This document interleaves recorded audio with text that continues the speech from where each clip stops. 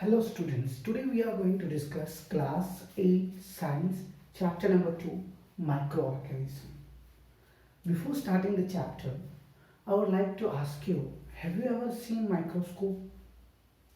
Means microscope I may have seen at the age of 5 or 6 because in the geometry box one scope was coming by which we can zoom the image and we can see what. Nowadays you will see from class 6 or 7 only, the students are going into the labs of science like physics lab, chemistry lab and biology lab. So in the biology lab you may have seen the microscope. But have you ever thought that who was the first person who had invented and who had seen the microorganism? Have you ever thought or this type of things comes in your mind? No. So let's start this chapter with the history of microscopy, from where the microscope invention had started and who had invented this microscope. Second one is invention of microscope by Antony van Leeuwenhoek, and before Antony van Leeuwenhoek, who were the two father and son who were a lens maker that who had invented the microscope. Third thing, that how microorganism or microbes were seen at the first time, and after them types of microorganisms, bacteria, protozoa, fungi, algae and viruses. The earth is a home of tremendous variety of living things. Definitely you may have seen. I hope there are 84 million types of living organism exist in the world. 84 millions. 84 million types of living organism exist in the world. Many of which we can see by the open eyes, but some of them are existing but we can't see by them at the naked eyes. Means we by the open eyes we can't see them, but few living organisms, few not many more, by which we can see by the open eyes. The existence of these tiny organisms was not known for a long period of time. Means we were not thinking also that this type of living organism can exist in the world, and it was not known till, I hope, many of years. But with the invention of microscope, the presence numbers of variety of these organisms were understood. Means as the microorganism came, then the living organism which were not visible, which we can't see by the naked eyes, had started viewing, and it was only possible because of the invention of microscope. So there were two Dutch spectacle makers. Spectacles means that we wear specs, no, when we get a number in our eyes we can't see the near or far objects very properly, so we wear specs. So in the Dutch there were two scientists, these spectacle makers. His name was Jacharias Jansen. Jacharias Jansen, and his father was Hans Jansen. They both were spectacles makers. Are thought to have invented the first microscope. These two persons was only at the beginning they had made the first microscope, and it was around 1519 BC. Means 50 as right now is 2020, right? So before 2020 means 2020 year is going on. So in 1590, these two father and son, father name is Hans Jansen and son name is Jacharias Jansen. They both have invented the first microscope. However, Antony van Leeuwenhoek was the first scientist to observe microorganism or microbes. He had considered as the father of microscope.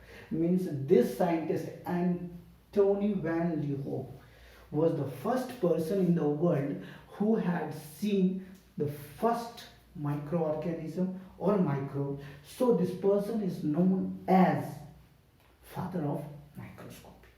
Now we have understood about microscope, microscopy, history of microscopy, microorganism, microbes, and the first person who had seen the microbes and how the microscope invention had happened. Now we are going to learn about, as the invention had started, so now the microorganisms were divided into the 5 parts. First part was bacteria, second was protozoa, third was fungi, fourth was algae, and fifth was viruses. Each and every microorganism we will study in detail. So let's start with bacteria. How many of you have heard the word bacteria? I hope all of you have heard. Bacteria, singular word is bacterium. And bacteria is also of different cells. So one cell bacteria means unicellular organism found almost everywhere on the earth. This unicellular organism are found almost everywhere on the earth, like in air, in water, in waste material, and even in the bodies of plants and animals also. They are found deep inside the earth and the bottom of the sea. Bacteria are of many shapes: spherical, rod shaped, comma shaped, and the shaped and spiral. So this type of shapes of bacteria exist in the world. Means there are different shape, round shape, spiral shape, comma shape, rod shape. This type of bacteria exist. Bacteria grows and multiply very fast. As for example, if I talk about the cell of Escherichia coli. Escherichia coli is a bacteria which is a bacterium that lives inside the intestine of humans, divide into the 2 cells every 20 minutes. Means this bacteria which is present inside our body, inside the human's intestine, and this bacteria has a property: in each 20 minutes it divides into the 2 parts. So some of the bacteria are more faster than these also. They divide into the 1 second into the 2 parts. So there are many bacteria, but different shapes of bacteria. So this Escherichia coli, it is also pronounced as Escherichia coli.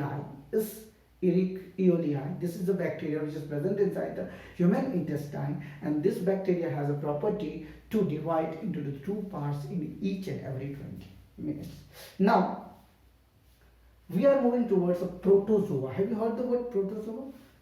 No, I think so you may have not heard. Proto means first and zoon means animal. Zoon is a Latin word which means animal. So the first animal are also unicellular organism, but they have a more advanced cell structure than bacteria. Bacteria have a fixed shape and structure, as I have told you: rod shape, round shape, disc shape, comma shape. But this protozoa has more advanced cell than this bacteria.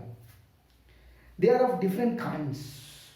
Some of them they can move or they can make their own food, and some they cannot make their own food. Some are fixed at one place, whereas other can move about. They swim from one place to another. See, I hope all of you may have heard about the amoeba, paramecium, plasmodium. They are some of those protozoa. And trypophona. Trypophona means, which causes sleepiness and sickness inside the human body. Some person have a sleepiness, or they are getting very weak, that sickness. So these are the small microorganisms which are of type of protozoa. Protozoa example, if anybody will ask you, you can directly answer as amoeba, paramecium, plasmodium, and trypophona. These are the few protozoa type. Okay, and I hope this amoeba you may have heard in 7th standard only, and amoeba each and every part we have described in class 7. Now let's move towards the third microorganism, that is fungi. Have you ever seen a black or greenish growth on a slide of stable of bread? The growth is called mold, and this is kind of fungus.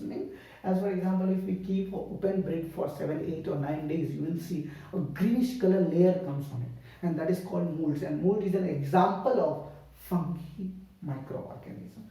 Fungi do not have chlorophyll. Remember one word: fungi do not have chlorophyll, and thus cannot make their own food. So definitely it's a heterotrophic nutrition, since they are not having a green color pigment that is called chlorophyll. So they are dependent on another living organism. They can't prepare their own food. So some fungi are parasites and get nutrition from the living tissue, whereas other are saprophytes. So they feed on waste or dead and decaying animal matter.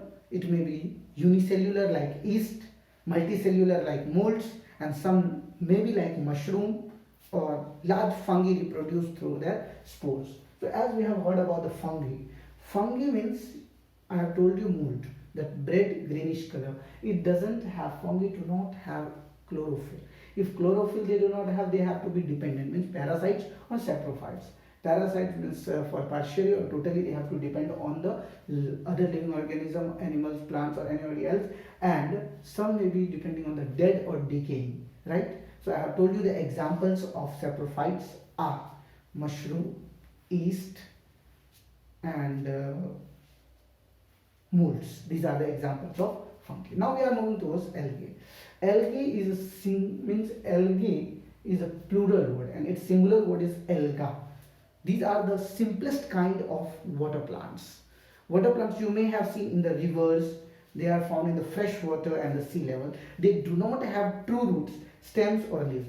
The green growth that you see in the underwater rocks and the surface of water is called algae. Some kinds of algae have a symbiotic relationship with the fungi and from regions. How many of you have ever gone into the village sea or village rivers? When you go inside that, you will see the greenish layer present inside that river. So that is only the algae, and this type of algae is called symbiotic relationship because they share their nutritions with each other. And the examples of these microorganisms I can tell you is lichens also and some green color layer which are present in the rivers inside. Algae are of many sizes.